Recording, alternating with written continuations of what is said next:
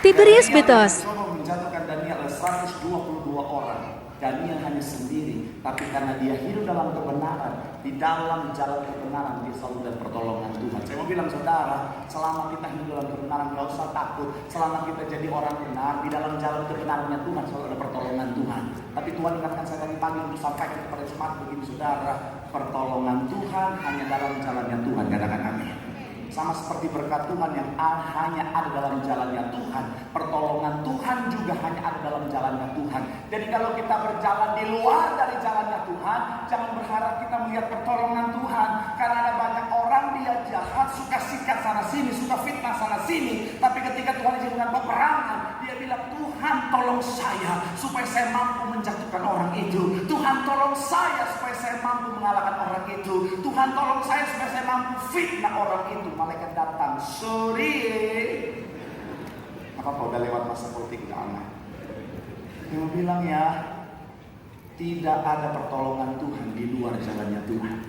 Kalau kita mencari pertolongan Tuhan di luar jalan Tuhan, sama seperti kita lagi ke Indomaret tapi carinya semen. Nah, kita bisa bayangkan ke Indomaret, kita masuk umpamanya, selamat datang di Indomaret, cari apa Pak?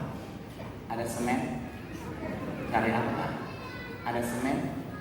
Apa cari perkara ya?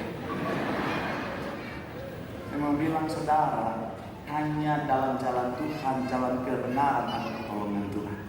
Maka saya mau bilang sekali lagi, kalau kita balik nggak usah takut. Selama kita hidup dalam kebenaran ada pertolongan Tuhan. Amin.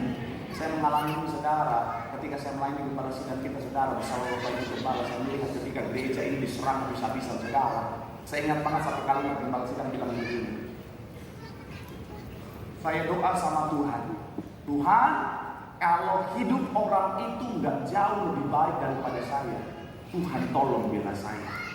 Dan karena beliau hidup dalam kebenaran, Bapak Ibu Gembala hidup dalam kebenaran, pertolongan Tuhan selalu dinyatakan. Tepuk tangan yang paling dulu buat Tuhan. Ketika saya di posisi itu pun saya lakukan yang sama. Saya bilang, Tuhan, kalau orang yang fitnah saya, sikat saya, hidupnya nggak jauh lebih baik, hatinya nggak jauh lebih baik daripada saya, Tuhan bela saya, tolong saya. Dan sampai hari Tuhan selalu kasih kemenangan. Tepuk tangan yang paling meriah buat Tuhan. Bilang sama kanan kirimu, hidup dalam kebenaran. Di situ ada pertolongan.